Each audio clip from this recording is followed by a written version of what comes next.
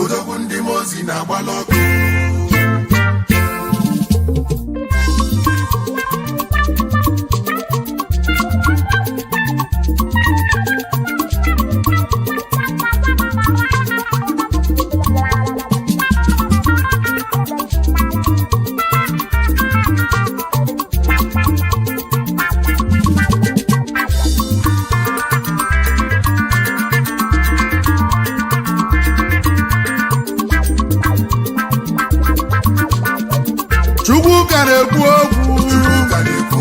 Obinigwe na-ekwu okwu ogwelife gbalụ Jehova ya lee Obinigwe na-ekwu okwu ọ ka na-ekwu okwu Obinigwe na-ekwuzi okwu ike Nnamdi Kanu Odogwu bili eze ndị Igbo gburugburu Nnamdi Kanu ọchịagha ụmụ Igbo Odogwu Biafra bili Odogwu ndị Mazi na-agbala ọkụ.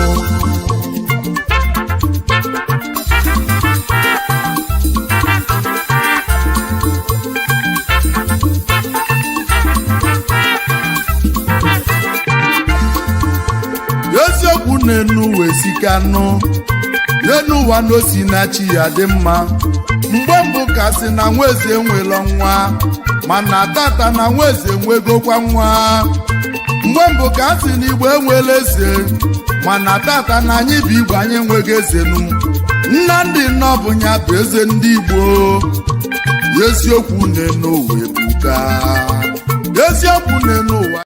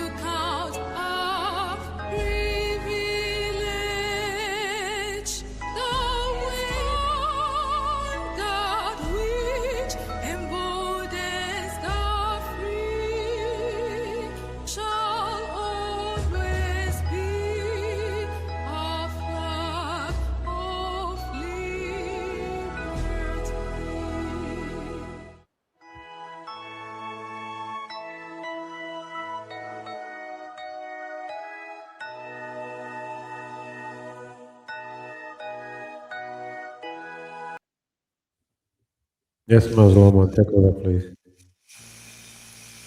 Yeah, greetings, Biafrans all over the world, friends of Biafra and lovers of freedom. We welcome you to Echoes of Freedom on Biafra Radio. On this platform, we explore the issues that shape our lives and our future by, of course, connecting the past and confronting the present. As we may know, the month of May is Biafra History Month, a month that defines a part, or should I say, a greater part of our identity. So we considered it very, very important to launch a series of broadcasts in the act of reminiscing and as well reflecting, and more importantly, making sure we do not plunge into oblivion the efforts and ordeal of our people forever and ever.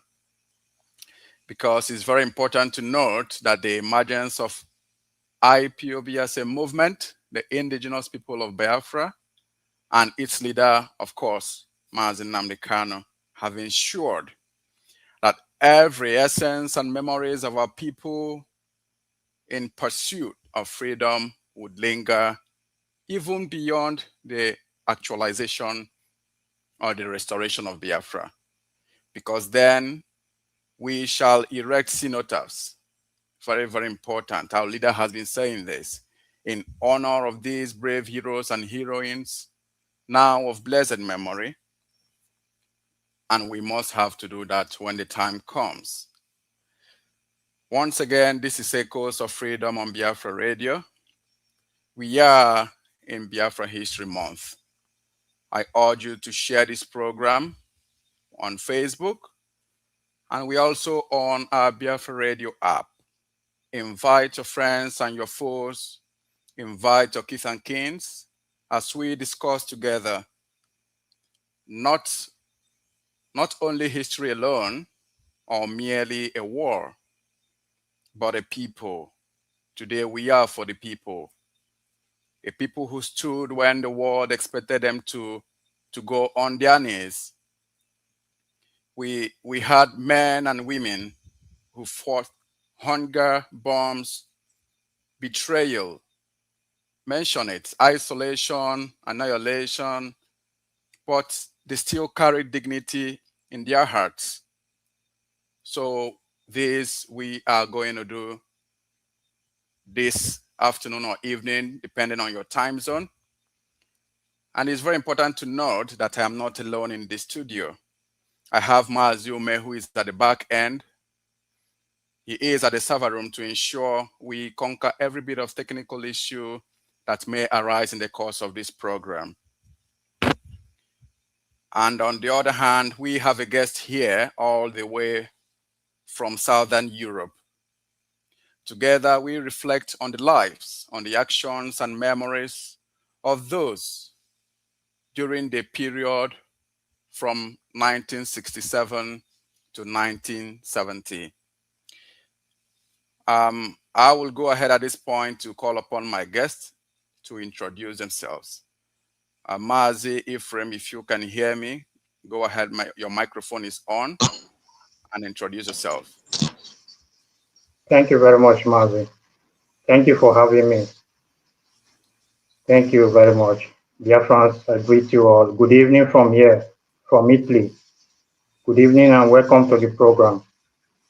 We wish to welcome everybody and advise that you should share the program as we do justice to what we are good at. This is Echo of Freedom. And this evening, the host, Mazi, Lawman, and Mazi George Umeh. Thank you both for having me. Good evening. Yeah, thank you very much, Mazi. Kindly mute your microphone. Mazi Ugu, thank you very much. I will come back to you from time to time because it's going to be a sort of interactive session. But for now, to our listeners and viewers who may have missed the previous episode of this program, we would have to do justice to, bringing you to limelight, because during our last program, we reversed hands of the clock as we traveled back to the 1960s. And we did that in a bid to fully understand the road that led to 1967 and why we do what we do. We talked about the regions that made up Nigeria, the eastern region, the western region, and of course the northern region in the early 60s. We talked about the 1966 coup, the counter coup. We highlighted the killings of our people. In essence, the people of the eastern region, the pogrom meted against Igbo people in several towns and cities of northern Nigeria. In essence, this is the famous, I'm saying famous because it is no longer hidden, the famous 1966 anti-Igbo pogrom recorded over 45,000 of Igbo people, the Easterners, who were resident in the north. And followingly, I think over 1 million Easterners who survived the onslaught. They had no option than to flee and return to the east. So I just had to do this because I want our listeners to understand that following this onslaught in 1966, the only perceived crime, the crime of these people, the people of the east, so to speak, the only crime they committed was that they were blessed beyond borders. The only crime they committed was that they believed in the, allow me to say, workability of Nigeria. That is why, till tomorrow morning, the Biafran people remain the only people in Nigeria that could deliberately, leave their villages, their communities, and travel as far as Kano State, as far as Lagos, Abuja, even at the tip of Nigeria's map in Sokoto to build, businesses and assets that worth thousands of dollars. I'm telling you this for a fact till tomorrow morning. But what happened to our people following the 1966 anti-Igbo pogrom?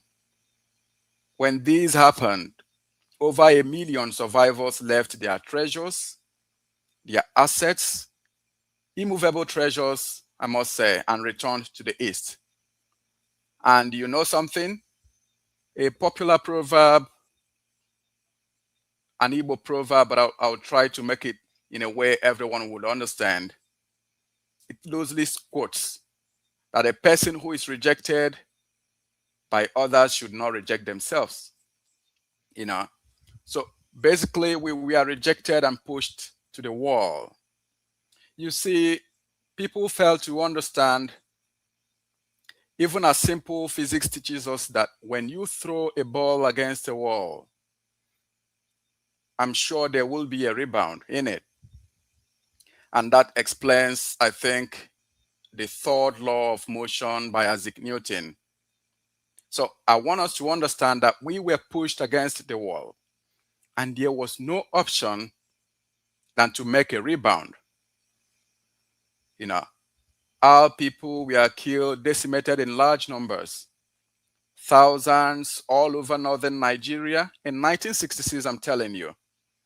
And those who survived had no option than to return home to the home, the place they called home, and nurse their wounds. They had no option than to return and seek succor and seek refuge in their homeland. And the then governor of the East, Chukwuemeka Odumegwu Ojukwu, sought a neutral ground. I think in Ghana, we have discussed this before, but I need to shed some light, to see if the victimization of our people, the Easterners, of course, could stop. But unfortunately, the North jettisoned the agreement they had. That's the Aburi Accord.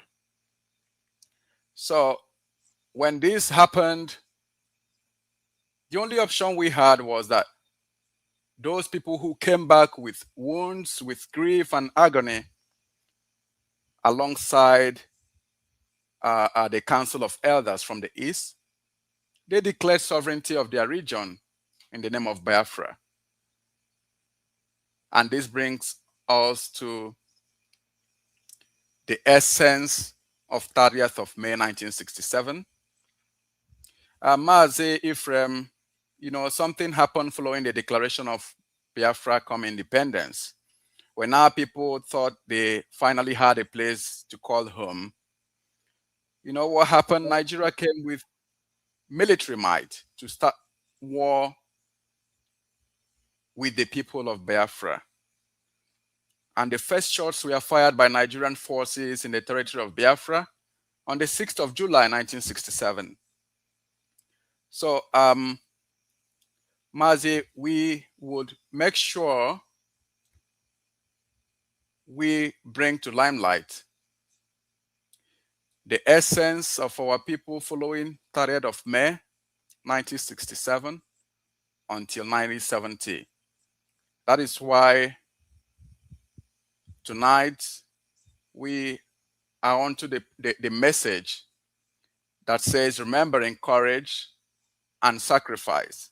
So Mazi, as I said initially, I would deem this program an interactive session, So I'm back to you, Mazi. When we say remembering courage and sacrifice, what does that phrase truly mean, within the context of Biafra?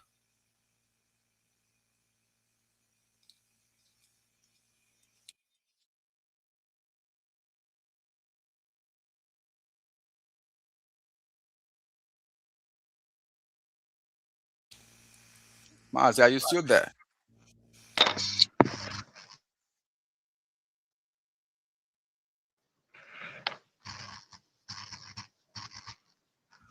So, Mazi, can you hear me? Am I coming out? Yes, please go ahead. Thank you very much. I was trying to unmute and it was not going. So your question. Hello, Mazi. Yeah, go ahead, please. I was trying to make our people understand the message of tonight's broadcast, remembering courage and sacrifice. So I turned it as a question to you. Okay. What does that phrase, remembering courage and sacrifice, mean to you, within the context of Biafra?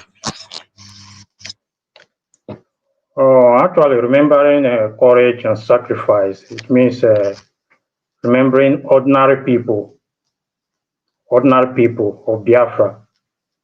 These ordinary people became extraordinary under suffering. It means understanding the Biafra was not sustained merely by weapons, but by resilience. They strived to survive. These were suffering people. And it also means recognizing sacrifice across every level. Every level of life. The soldiers, the scientists, the nurses, our mothers, traders, refugees, and children. Or these people, they were all recognized. This is what I can say about it. Okay, thank you very much. Mazi, let's delve into the offshoot of 1967. How did it all begin? Who fired the first shots in that early 1967, early hours of July, I think July 1967, 6th of July, Yeah, it was the 6th of July. 6th of July, the Nigerian government, the federal government led by General Yakubu Gowon began a military operation into Biafran territory through Garkem. Harlem is the present-day Cross River State. The Nigerian government described the operation as a police action, but it was the official start of the war.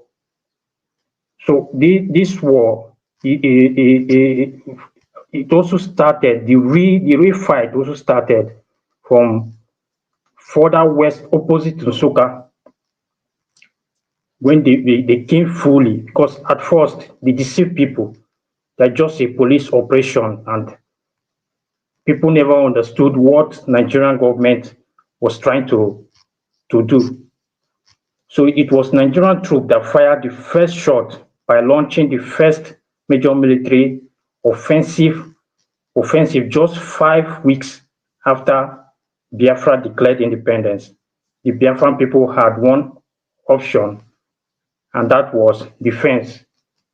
Biafran people had to defend themselves, because if they had not defend themselves, I don't know if I myself should be here speaking right now, because the plan of Nigeria was something else. They had something in mind. It was not about bringing them back to the nation, but it was about making sure that no Igbo man, no Biafran, no Ijaw man, no the other tribe, somebody from Cross River lives anymore. That was their plan. Thank you very much.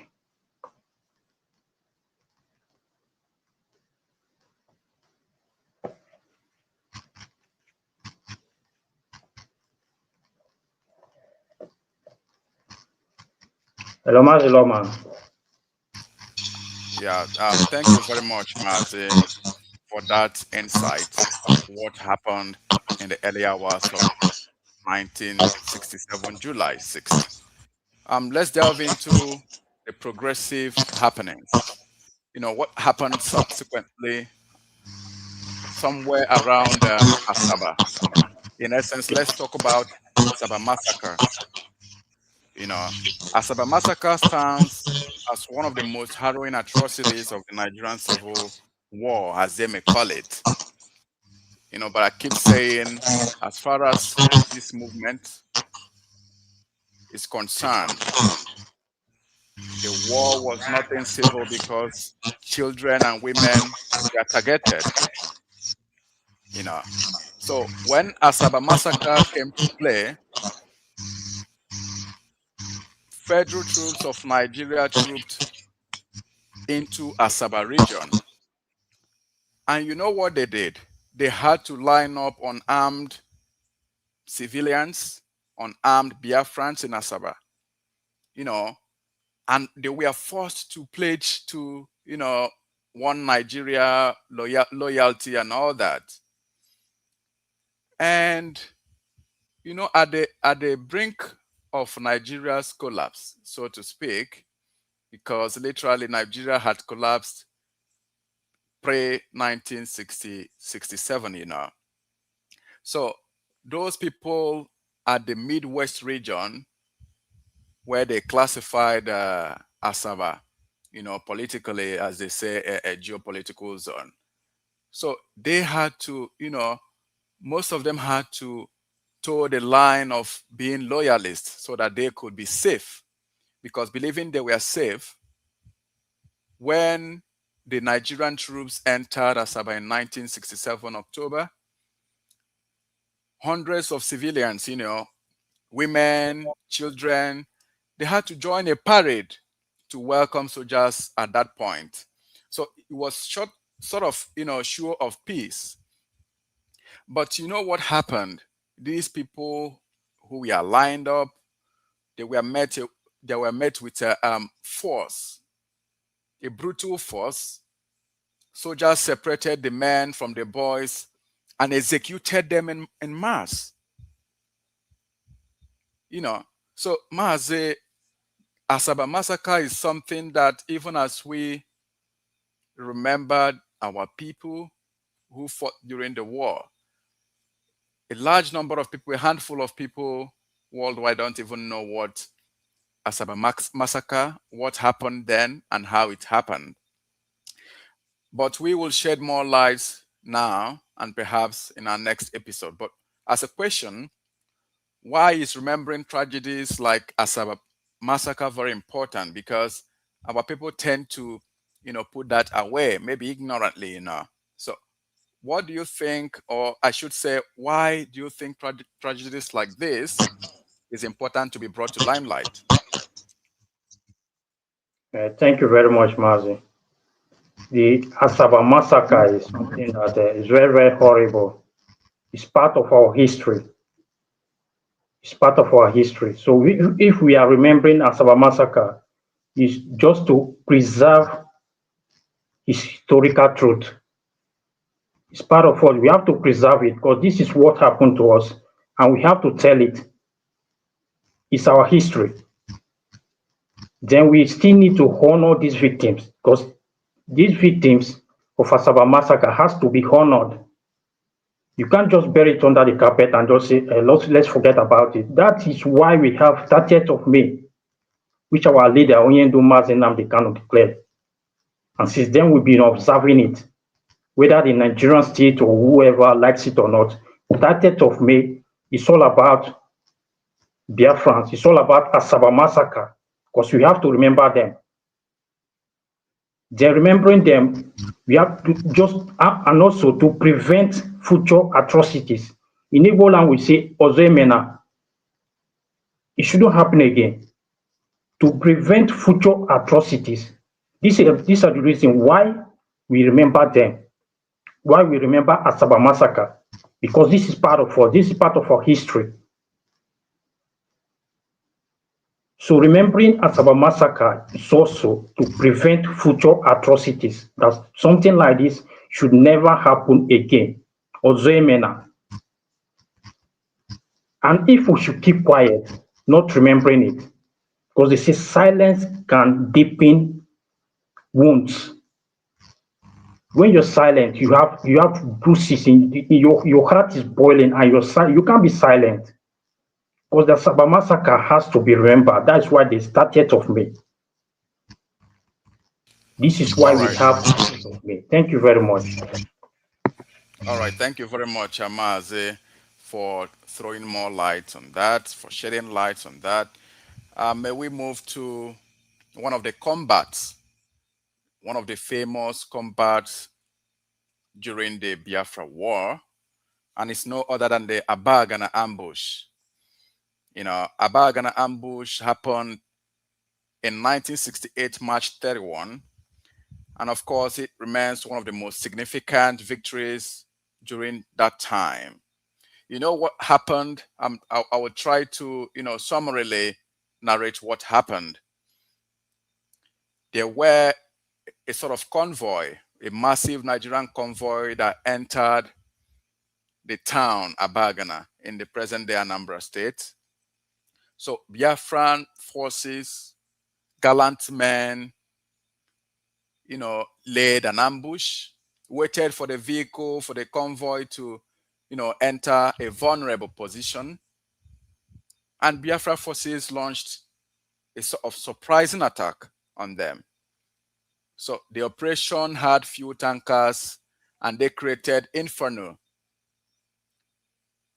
This ambush was, all thanks to the famous Ogbunigwe. Because Mazi, I think this Ogbunigwe, some people do not know, and for the benefit of those listening who don't, this is an Igbo word, Ogbunigwe means, loosely translated, let me say it means a mass killer, Ogbunigwe. So it was made from a sort of local explosive engineered by our people, Biafran scientists, engineers, So Ogbunigwe was very central to the victory of Abagana ambush. Our people, you could imagine the innovativeness of our people in the bushes. No chemistry lab, but they were chemists. Ogbunigwe was developed by these people out of necessity due to blockades. There were no incoming ammunition. There were no incoming weaponry. So this Ogbunigwe became a legendary symbol, I must say, of innovation under hardship. So all thanks to Ogbunigwe weapon, which was a massive efforts, collaborative efforts by these people. You know, Mazi, as I said initially, this program is slated for our people. So in due course, we will go ahead to mention the ingenuity of our people, the names of these heroes and heroines of ours. And Ogbunigwe was, you know, devised, I learned, by a group of intellectual engineers. We have the likes of Professor Felix Orago. Felix Orago was, or is, because I learned Felix Orago is still alive, I think in his 90s, you know. So at that point, he was a nuclear physicist and the arrowhead of the Biafra scientists that engineered Ogbunigwe, you know. So it was famously and successfully processed such that once it landed on any surface, as the name implies, it would become a mass killer. We would not forget also people like Professor Ezekwe, and as well Benjamin Nwosu Chukwuka.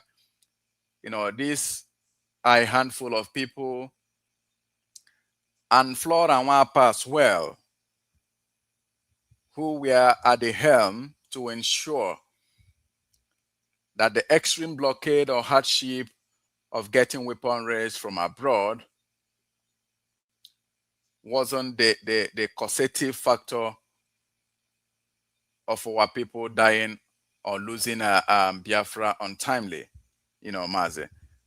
So let me just turn this as a question. What do you think about Ogbunigwe and what does it represent, just beyond being a weapon? Because you could imagine this is 59 years after, and the glory of Ogbunigwe still resonates worldwide. What do you think Ogbunigwe represents, you know, beyond being just a mere weapon? Thank you very much for that, Mazi. Thank you very much. I think Ogbunigwe was God sent. God used us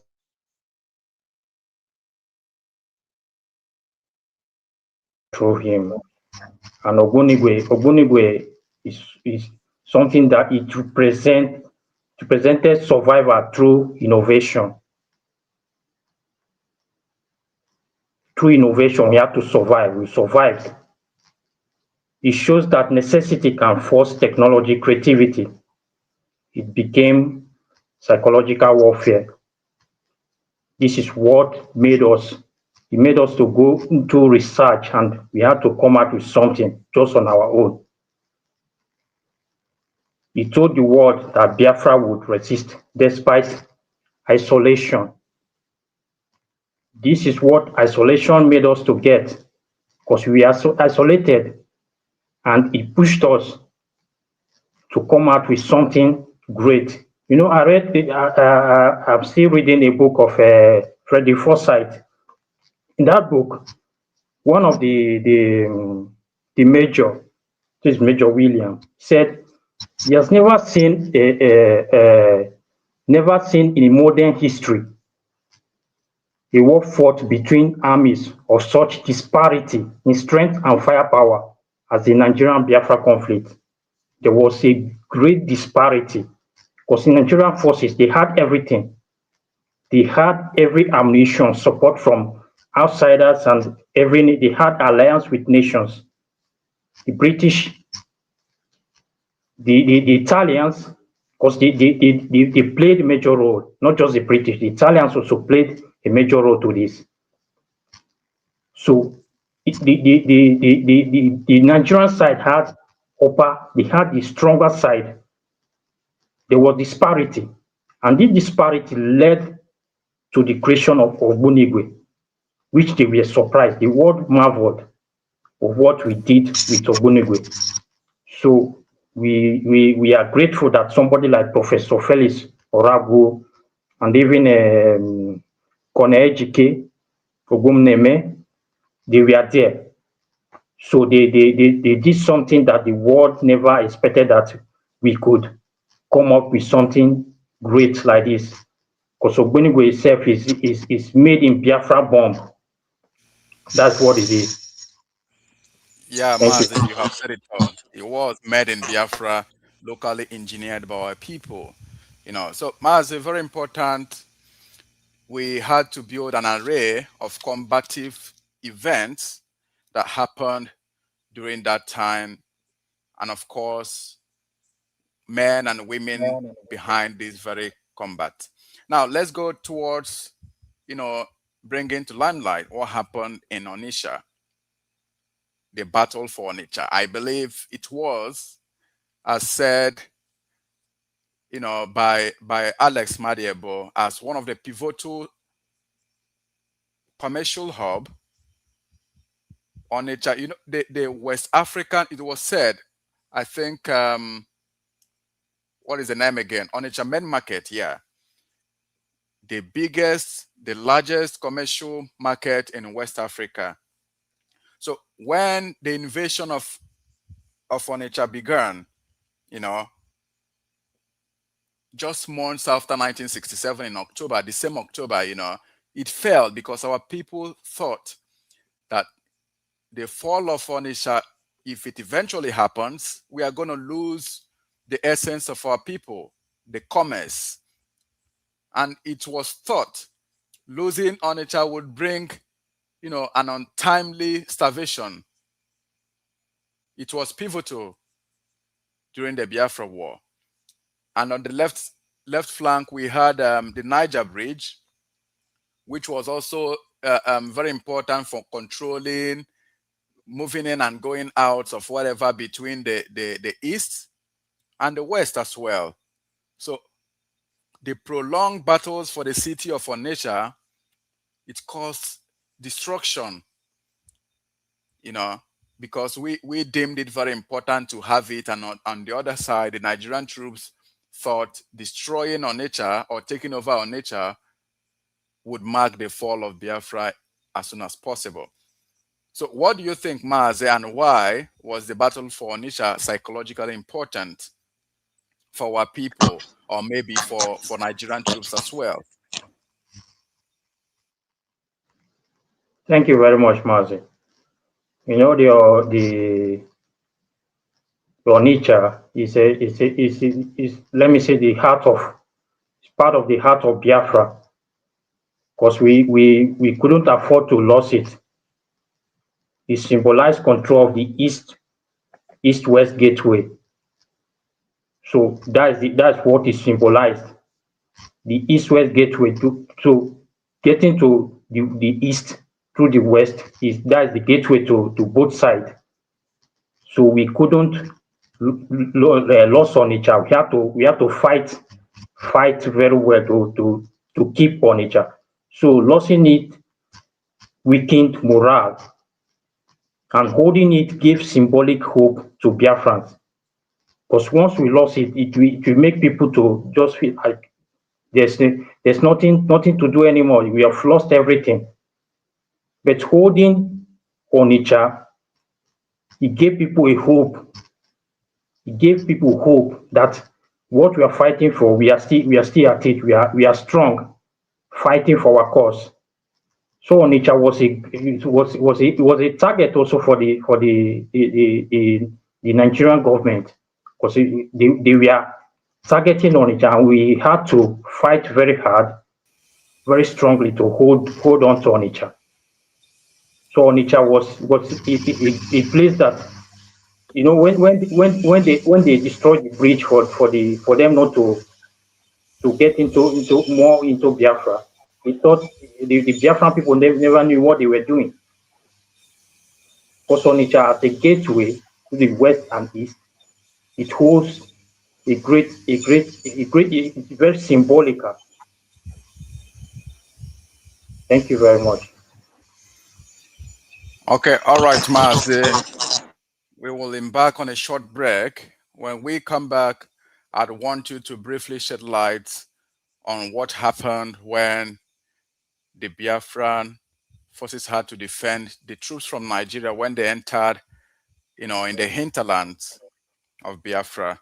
We will go on a short break, And when we return, I would want you to proceed and, of course, to reeling out the cost of being here today. These great heroes and heroines of our people, men and women, and of course, children. So thank you for staying put. And for our people, listeners, I urge you to share this program, share it on Facebook, and also on our Biafra Radio app. We are live on direct on this very day, the 10th of May, 2026.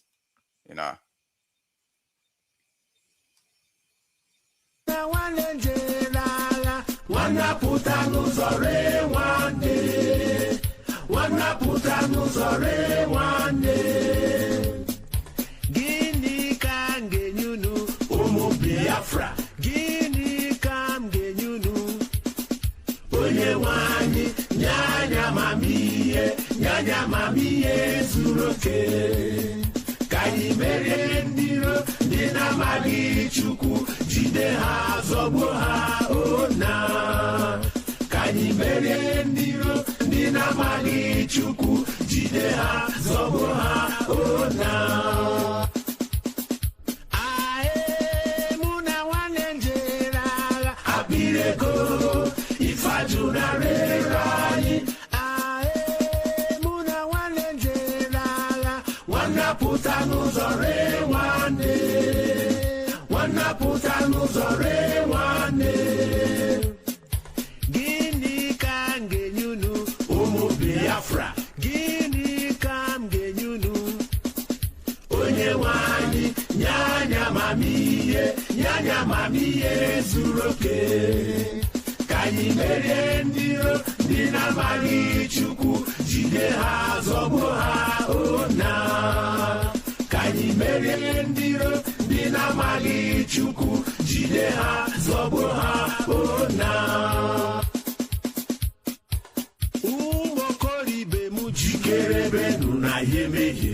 Umokoribe mu jikerebe nuna yemeye. Beka unu si Biafra.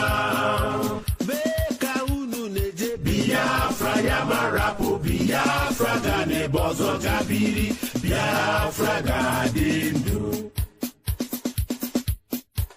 Take my boots off when I die. Oh Biafra. Take my clothing to the camp. I need lawyer, give my gun to someone else to fight for fatherland. Biafra, take my boots off when I die. Ojukubeze na la Biafra. Edere ya na buri. Awolo wo wane ya Yakubu go one. Ewe ikimeri Biafra. Biafra win the war. Amodu Kasheli machine, heavy artillery, bomb and fighter. Enye mugo wa wanting to ge magba egbe nonu. Enye mugo wa wanting to ge. Enye mugo wa wanting to ge magba egbe nonu. Enye mugo wa wanting to ge. Umu Biafra, unekwekwa nakago wa chuno. Unekwekwa nakago wa chuno. Ọchịchị ga-esi n'aka Ojukwu bịa onye eze. Aya chọrọ ọchịchị gọwa ruo mgbe ebighị ebi. Ọchịchị ga-esi n'aka Ojukwu bịa onye eze. Aya chọrọ ọchịchị gọwa ruo mgbe ebighị ebi. Abụ m onye amamihe, abụ m onye amamihe. Nne m anyị rapụkwa m ma bara onwe mami. Onye nwụrụ anwụ were akwụcha kechie ya anya. Omeninyo bakweri. Omeninyo bakweri. Biafra kunye buso Nigeria. Maka gini n'ihi na bụ ndị na-amaghị Chineke kere ha. Komando butere ya komando. Butere ya komando. Butere ya komando. Akwụkwọ Igbo beri ma n'oruwo Chineke ntị. Ọ dị megbo Chukwu chibai.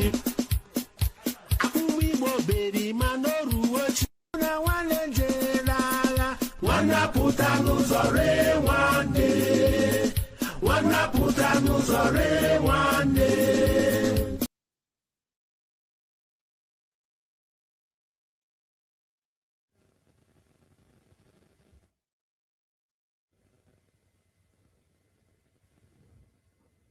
Yes, welcome back. Yeah, thank you very much. Thank you. Mazi Ugu, I hope you're still there. And to our listeners, thank you for staying tuned. Share this program. We are on Facebook. We are also on Biafra Radio app. Right now, we're going to delve into another important, combat that happened, and that was the fall of Enugu. When these people of Nigeria came towards the hinterland, they saw Enugu as, pivotal to capture, because Enugu was the first capital of Biafra and the administrative heart of the new republic. So there were government institutions, military coordinations, and of course, resources. We had the coal, so they thought capturing Enugu would make it, weak for us, or would make it possible for the new Biafra to collapse. But to us Biafrans, we were resolute that when the fall of Enugu happened, we had to do the needful, re-strategize, and also plan ahead. So Mazi Ugu, could you briefly tell us what happened when the fall of Enugu transpired in 1967? Thank you very much, Mazi. Just like you said, Enugu was the capital, the first capital of the new nation.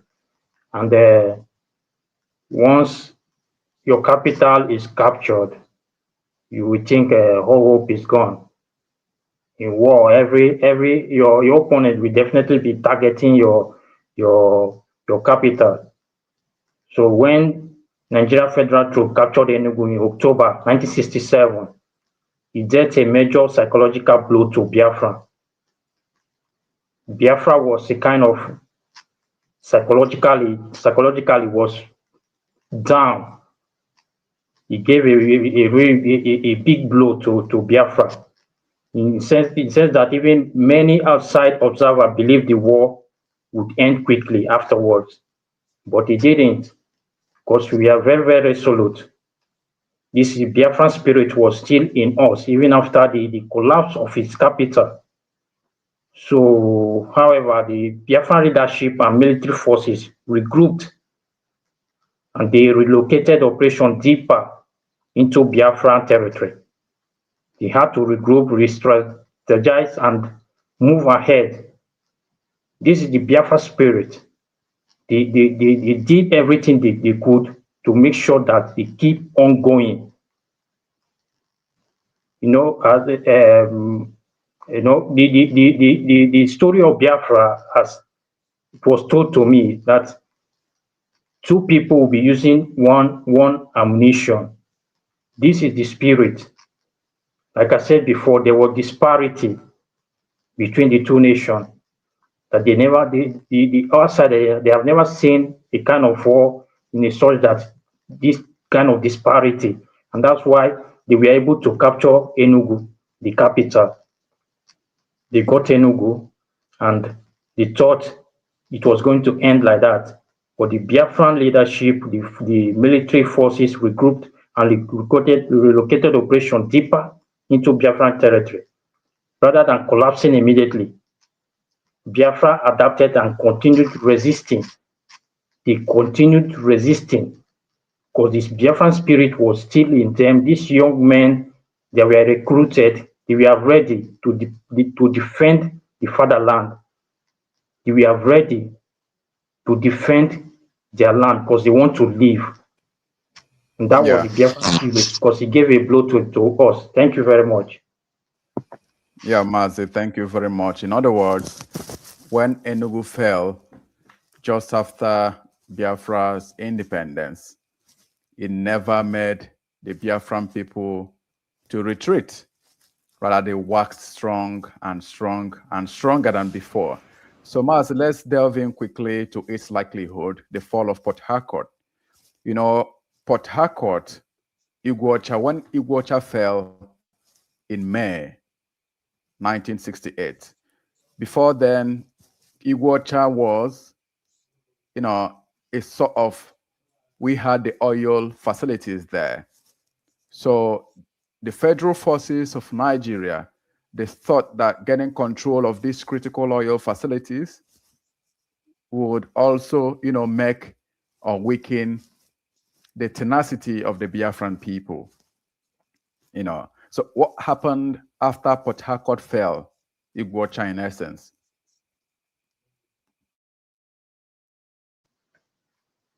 Thank you very much, sir. I think when Port Harcourt fell, that was very Biafran suffered a lot then, because the fall of Iguacha had hit Biafra very hard. Because when Port Harcourt fell in May 1968, Biafra suffered a devastating economic and logistical setback. Said that the economy, that it fell drastically, that Biafra suffered a lot. The loss tightened the blockade around Biafra and made the humanitarian crisis much worse, because there was no way to get humanitarian help and all that. The crisis was much worse. There were nothing coming in. The blockade became stronger and it became tighter. So there was food shortage, medical scarcity, and civilian suffering increased dramatically afterwards. Because the Iguacha also was the heart of Biafra. They knew that when they take it, the Biafran suffered a lot when Iguacha was taken. So it affected the cause, but the spirit of Biafra was still there. We were still fighting on. Nobody had to see that as a major setback. It was a setback, but they had that spirit that they had to fight on because they believed. And the leader was also giving them hope and was a strong leader. That's the fact. Ojukwu was a strong leader, and we thank God that we have someone else, Nnamdi Kanu, who is here, who has inherited that spirit. So we suffered a lot when Port Harcourt fell. Thank you. Right, Mazi. And in addition, I think the spirit, as you have just mentioned, of Biafra, the spirit of tenacity, you know, made the people, the Biafran people, continued fighting, you know, even after Enugu and Port Harcourt fell, because we believed that our survival, our dignity, our self-determination was, you know, beyond territory alone, you know. So, Mazi, more importantly at this time, I would want us to delve into mentioning our heroes and heroines, our men who were in the battlefield, not excluding women. You know, most remarkably, these women formed groups. They formed fronts, Biafran women's fronts, to support our people, you know, on the front lines. So, Mazi, I don't know if you have, you know, for those who do not know, our listeners or maybe our foreign friends who are listening, if you can, you know, could you rail out people, names of our heroes and heroines who was at the helm, at the front lines, you know? Thank you very much, sir. I think the women of the Biafran women, they played a major role. There were a lot of them who played a major role. They played from traditional support role like cooking, caring, and lots of them. into the war front, intelligence and logistical support role, with a lot of them forming the Biafran Women Front. They did a lot. They played a great role in the struggle for the Biafra nation. And we have somebody, great woman like Matilda Emerom, a symbol of resilience, who expressed willingness to fight even while pregnant. This was a pregnant woman. The woman, she was pregnant. She had that strength and had the willingness to fight even while she was pregnant. Then we have Major Nzerogu. These are women that people you hardly talk about them. But if you don't make research, you don't read, you don't try to know what happened, you won't know about them. That there's somebody, a great woman called Major Nzerogu, a woman who achieved the rank in the Biafran army, playing a direct combat role.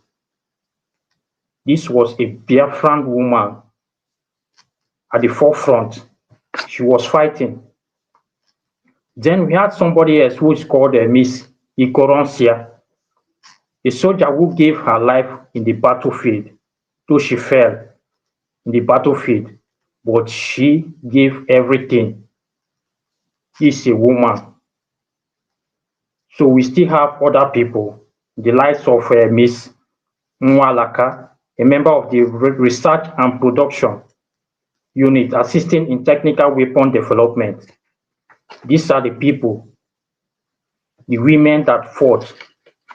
They stayed and see that they defended the nation.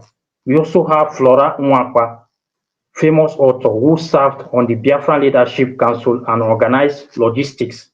So women fought a lot. We also have Mrs. Sophia Obiakwe. She provided free food and restaurant service to soldiers. So the women, a lot of them, they fought, and we still have them in the present Biafran struggle, who are still in the forefront doing what they're supposed to do. So the women, they contributed a lot. Even the younger ones, because my uncle then was still a child. He was still young, very young. He told us that then they were still going to school. They were still going to school, and their school then was, when you wake up in the morning, you prepare, you put on your uniform, you go to, when you get to school, they give you a jerry can. That jerry can will feed with water, and that water, you have to travel very far to where the soldiers are. You supply them that water. After trekking for miles, for hours, then before you come back, definitely the school hour is over. So that was your school. The curriculum was your school for that period in time. You just wake up in the morning, say you are going to school. When you get to school, they will just give you a jerry can, feed with water. You have to go and supply. So even the children, they played a major role as well. So I don't know, Mazi, whether I should go further with some of the men that made contributions and all that. Yeah, Mazi. I mean, what you have just done so far, when we talk about the strength of our women, generally it goes beyond the kitchen. It goes beyond cooking and supplying meals. I'm just very glad that you went forth to, reeling out names of Biafran women who were at the forefront, who were at the research and productions group, assisting in production of bombs and local weapons, So I'm very glad, and this is the essence. We are here. This is why we do what we do, and why 30th of May is sacrosanct to our people. Because if we do not do these things, we are bound to forget. So thank you very much, Mazi, for shedding light on that. If you can quickly, I I beseech thee, just round off quickly, summarily, if you can, provide us with names of our men in the same likelihood. Thank you very much. I'll make it snappy. Just we can't start mentioning men, the names of men, without mentioning the people general. Odumegwu Ojukwu, he came by Nnewi, so he is the governor of the Eastern region, the face of the struggle. He still remains the face of the struggle. So we also had Major General Effiong, the chief of general staff. He fought gallantly and was formidable when Ojukwu was absent. This is an Ibibio man from the other side of Biafra. So Biafra is large, it's even greater. It's larger than what we think. So we also have General Alexander Madiebo, who was effective commander of the Biafran army. He directed frontline operations and troop movement. We had Colonel Victor Banjo, a Yoruba man who actually fought with the Biafran soldiers. He fought on our side. This was a Yoruba man, Colonel Victor Banjo, who fought for Biafran people. So we had these people that, for their sake, we have 30th of May. We also have Professor Felix Ora, which we have mentioned earlier, which was the author, the physicist for the Ogbunigwe. So we had a lot of them. If we start mentioning here, we won't even leave this studio tonight.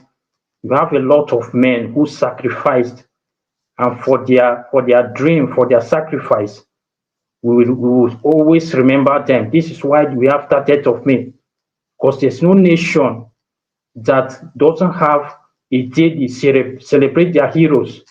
The Italians does it, Germany does it, United Kingdom, the Americans, they do it. In Nigeria, I've never heard something like that. I've never heard that there's a day mapped out for their heroes. But we Biafrans, we have a day for our heroes. We are going to celebrate our heroes. That's why we have 30th of May. Thank you very much, Mazi. Yeah, thank you very much, Mazi, for that very wonderful exposition. And also, we must not forget the likes of Frank Opigo, Chief Frank Opigo of Ejo, who also, and very importantly, reminded us when the declaration of Biafra was set to take place. Frank Opigo reminded us that since our people, did consist of the riverine, the coastal, and also the hinterland, that we should have a central name because of the bite of Biafra, which we had, at the south, the southernmost part of Biafra. Now, the bite of Biafra has been renamed to bite of Bonny in order to extinguish everything that pertains to the name Biafra. But anyway, we must continue. So our eulogy goes to Chief Frank Opigo, who reminded us that, yes, we should go with the name Biafra, and later on he was the administrator of Enugu province in 1967 during the time, Enugu province of Biafra. So thank you very much, Mazi. Very quickly before we wind down and end the program, let's go to shedding light on what happened in Umuahia. It is very important. We must not forget Umuahia as a city, as a town, and also a capital, because when the fall of Enugu happened, we had no option than to leave the northern part of Biafra, coming downwards. And then we had Umuahia as the new capital and administrative hub of Biafra. So what did Umuahia symbolize during the war, Mazi? Because when Enugu failed, they thought they had won, but rather we transcended downwards and we became stronger and stronger. So, Mazi, what do you think Umuahia symbolizes or did symbolize during the war? Thank you very much, sir. Umuahia was the new capital of Biafra. So it was about persistence. It was about persistence, adaptation. Biafra had no manpower problem, but there were not enough weapons for the recruited boys. We talk about manpower. Biafra had never had a manpower problem because the boys were ready, but the arms are not enough. If we had enough arms, I don't think Nigeria wouldn't exist. Just 2 weeks, we only had that problem to get enough weapons. That was the problem we had. So Umuahia was about persistence, adaptation, and refusal to surrender psychologically. We refused to surrender. After the Biafran people were still fighting. They were still fighting. They refused to surrender. This is the spirit of Biafra, because this spirit it still lives on. So even the 40% of the Biafran fighting manpower is equipped with captured Nigerian equipment. So we had not enough weapons to face Nigerian government and their allies. So Umuahia was about persistence, adaptation, refusal to surrender psychologically. So we resisted a lot. Thank you very much. Right, Mazi. Speaking of Umuahia, we had, and we still have, of course, Ojukwu Bunker, the famous Ojukwu Bunker. For those who do not know, the Ojukwu Bunker in today's Umuahia, Abia State, in the current day Abia State, was officially known as the Government House of Umuahia, or sorry, the Government House of Biafra. And talking about innovativeness of our people during that time of hardship, did you know that we constructed that very government house, an underground one, of course, in just 90 days? Barely 3 months after the fall of Enugu, the bunker was constructed just within 90 days, as it did serve at government house, strategic command center, and of course, where we hosted people, parastatals that came from outside of Biafra. So, and it's still there till today. You can imagine that. Ojukwu Bunker is still there in Umuahia till today. So if you have the opportunity, I beseech thee to travel there and see things for yourself. It's located somewhere on the premises of the former premier of Eastern Region, Dr. Michael Okpara. So upon reaching there, you would see the edifice there, but underground. It said that it measures around 8 meters deep. Mathematically, I think that's about 27 feet or thereabout. Fully deep and functional. It had, the last time I visited, it had conference room, it had kitchen, dining areas. And let me shock you, ventilated areas, or I should say the ventilation systems were there. You can imagine that. When we had nothing, we built that. Now imagine when we have a deluge of resources, imagine what would happen in the new Biafra. So this is all about remembering courage and sacrifice. Our people, if you are listening, we are inching closer to ending this program. And before we go, we must also shed light on what happened sequel to the fall of Umuahia, so to speak. When Umuahia was partly captured in the tail of 1969, that was around December 1969. Just a couple of days later, our eternal leader, Ojukwu, left for Cote d'Ivoire, and transferred leadership to Effiong, General Philippe Effiong. So you see the sequence of all this happening and the fleeing of Ojukwu to Cote d'Ivoire, which Cote d'Ivoire had initially recognized Biafra.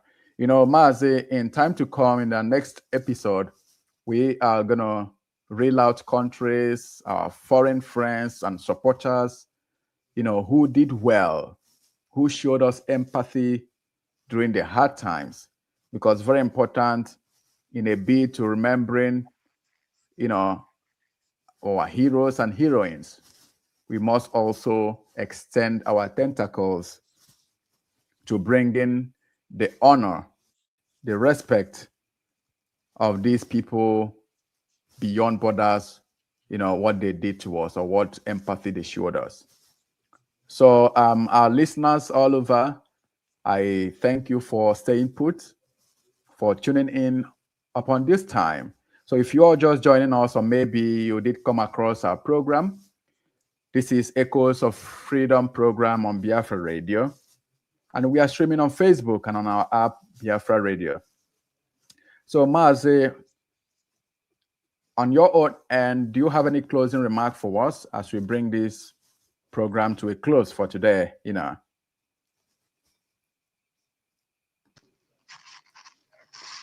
Thank you very much, sir. So I want to sincerely thank everyone. Thank you, Mazi, Lawman. Thank you, George Umeh, and our listeners. Thank you very much for taking out your time to come and listen to us, to share the program and being with us. And we will still be back, and we still throw more light on the 30th of May. As Mazi Lawman just said about the Ojukwu bunker, which under 3 months it was built, a sophisticated bunker for that matter. That's the spirit of Biafra.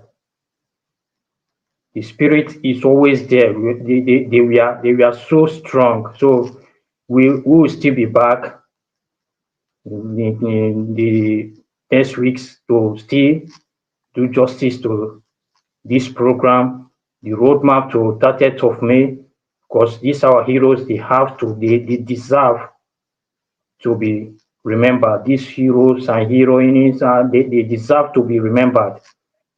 So thank you very much for listening, and Chukwu Kabiama bless you all.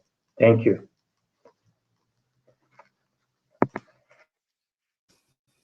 Yeah, thank you very much, Mazi. That was the voice of Mazi Ephraim Ugu, all the way from Southern Europe. Thank you for being part of this program. And to our listeners and viewers, you've been listening to Echoes of Freedom. From all of us here, thank you for staying with us. Tonight, we have reflected on the courage, on the sacrifice, and above all, on the memories of our people. And it's time to pull the plug on today's program. For all of us, once again, and on behalf of everybody here, I say thank you for staying tuned. And until next time, let your voice echo where it matters most. Thank you, Chineke. Ndewa.